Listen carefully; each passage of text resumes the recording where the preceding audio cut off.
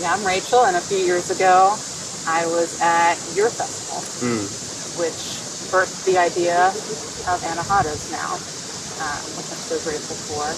We create something so cool with the workshops and music, and I just tweaked it for more of my interests. Yeah. I'm not that good of a musician, you know, and I really love workshops and learning new things, and I just wanted to kind of flop it a little. Yeah. And that's where the idea really stemmed from. Yeah. So I'm Jeremy, and I'm one of the co-founders of Beardfest. I've met Rachel here and there throughout the years. Just she's helped us some, and I've been a part of Anahatas a few times as a performer, as a musician. And last year I got to spend a couple days. I gave a workshop and performed, and I camped out, and I did some workshops. I took some workshops, and I just thought it was a great vibe. It's very immersive. It's sort of like being at camp for adults. Yeah. Yeah. It's a little, you know, it's partly like a music festival, a little bit, but it's also, it's got a different spin. It's like, it's a retreat meets a festival meets camp, kind of. Yeah, I think I just envision taking the things that I really love to do and kind of balancing it more. Like I love going and listening to live music, but I also don't want to be up super late. Yeah. So I like having, you know, the amplified music ends, but there's still an option for acoustic music. And I know that sometimes when you're curious about different workshops, it's so nice to have the one-on-one versions of the topic before immersing yourself in a full course study that costs lots of money. So it's really just finding a way to also support all of these fantastic facilitators to show the gifts that they have, and put them in front of people that want to learn the things in a way that's affordable for everyone, because wellness isn't really affordable for everybody, and it's hard to kind of find these practices, and it's nice because you can pick and choose, make out of it what you want. So I love that you had a great experience because you got to sit there, camped out, and you go, what do I want to do today? Oh, I want to do archery. That's something that interests me. Like maybe, I know one of our other friends really enjoyed lioness dance last year, and he did not think he was going to love it, and it was one of his favorite classes. So it's kind of, you can stay in whatever comfort zone you want to, but it also kind of pushes you to do some things that you might not have even realized that you enjoyed or like. Yeah. It's like an all-you-can-eat buffet of workshops. Yeah.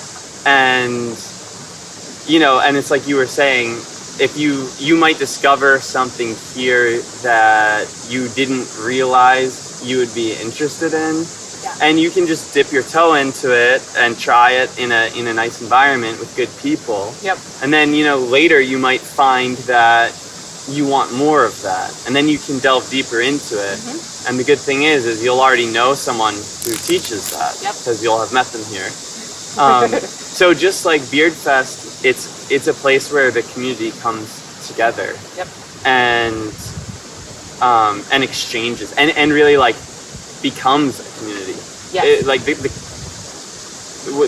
way we live in 2021, it's, you know, we can very easily just be in our house, isolated on our phones all the time.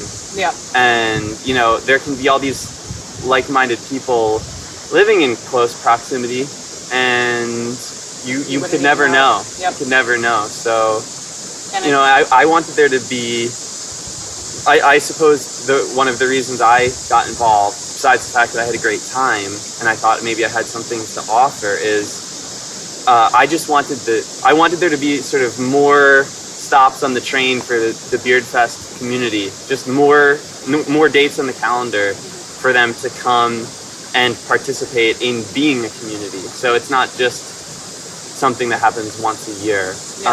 And it already isn't. There's already so many offshoots and side streams and all this, but I just wanted to be involved in another thing that's part of supporting that community. Yeah.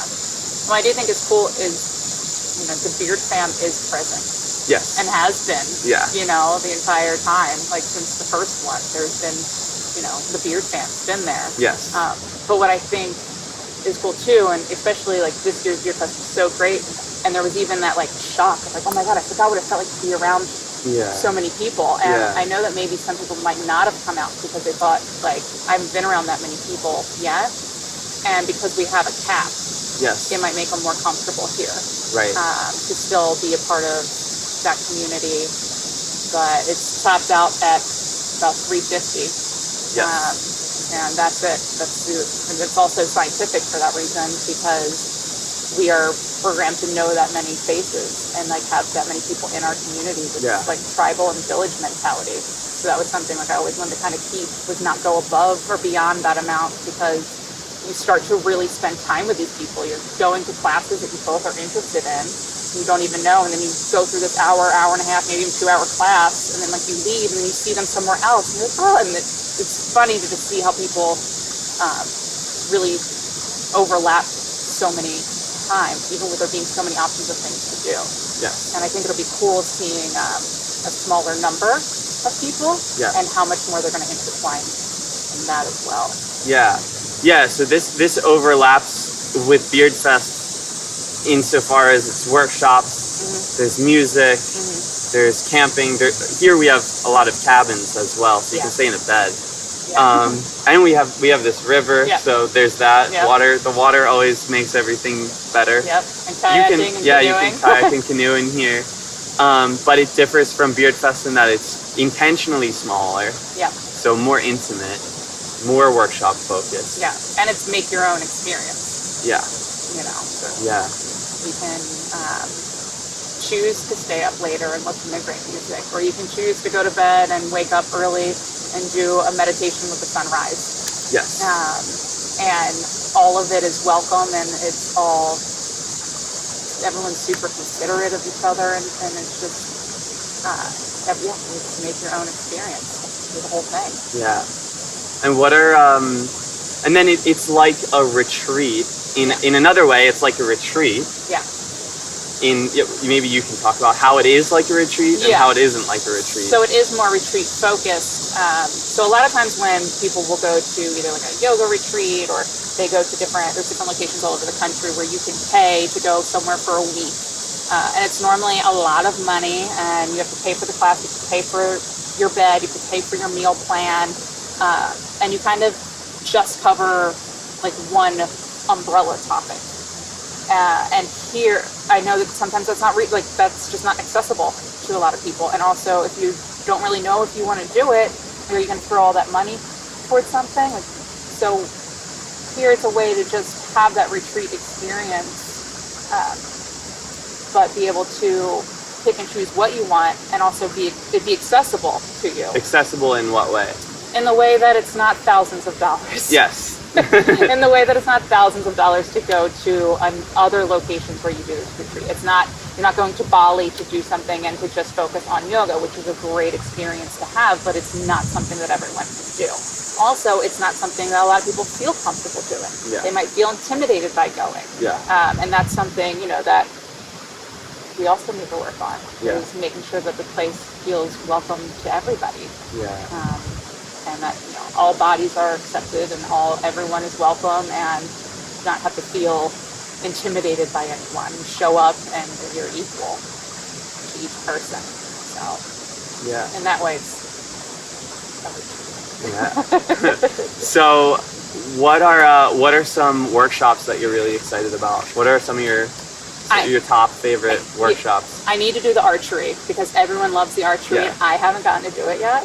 So I have to definitely make time for that. I'm super excited for Cheryl, who is the owner of Laughing Hearts Yoga and Movement in Haddonfield. She's bringing booty yoga, which did great last year, but she also, during the pandemic, got me into steel mace flow, which is exactly what you think it is. It is flowing with a weapon, and it is awesome, and you feel strong after, and like you just want to roar.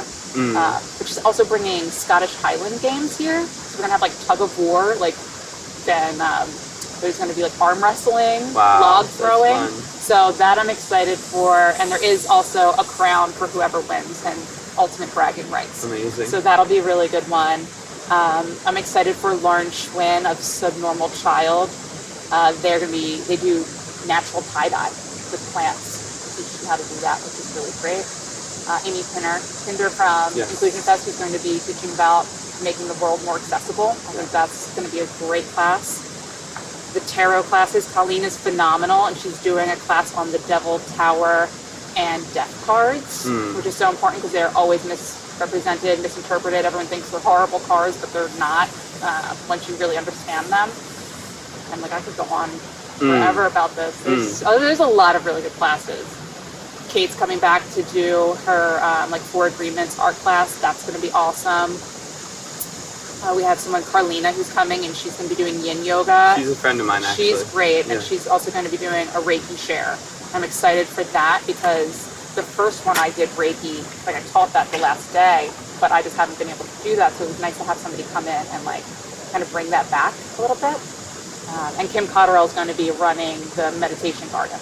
So she has been doing a phenomenal job with her meditations that she's been doing throughout the year. And I know she's super excited about doing like the sunrise meditation. And she actually did that at Beardfest. Yeah, she did.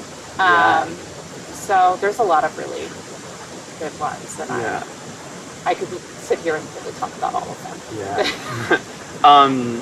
Some things that I'm excited about, sort of bringing here is just bringing in more music. Bringing in next level stage design, lighting, decoration. So just bringing the musical presentation to the next level. Also bringing the connection with Philly, Dance Medicine Philly to the next level. Having some more ecstatic dances and having that crew more involved, because I think the people of Dance Medicine Philly are very compatible with this event. Absolutely. Just like I think the people of Beardfest are very compatible with this event. And I'm excited to just help get the word out, to reach the people that need to hear about this and get them here so that we can all enjoy it together. Yeah, I think it's something that's like very needed after, especially like reflecting on last year, I don't even know how we were able to do that, but I was so glad we were able to do it without any COVID cases and everyone following the rules and stuff. But that was one thing that everyone was saying after, is that like how much they needed that last year, and I still think that's true for this year. People want to have fun, but it's time that we start putting our mental health first in fun and creative ways, and we dance freely, and expressively, and that we make long-lasting relationships with people too. I'm so excited for things. And that we go canoeing. And Hammock Village. So and the big bonfire. And the archery range. And the gymnasium. I think that's a good place to wrap it up. Okay. Don't want to give away too much. Do we have a sign off? How do we want to close this out? If you feel called to join us, you are more than welcome. And just show up as your true, authentic self. Lead with integrity and love for community, and you will enjoy Anahatas so much. And it's Thursday, September 9th through Sunday, September 12th. And you can find out more and get tickets at anahataspurpose.com. Cool. We hope to see you here. Okay. Cool. Yeah.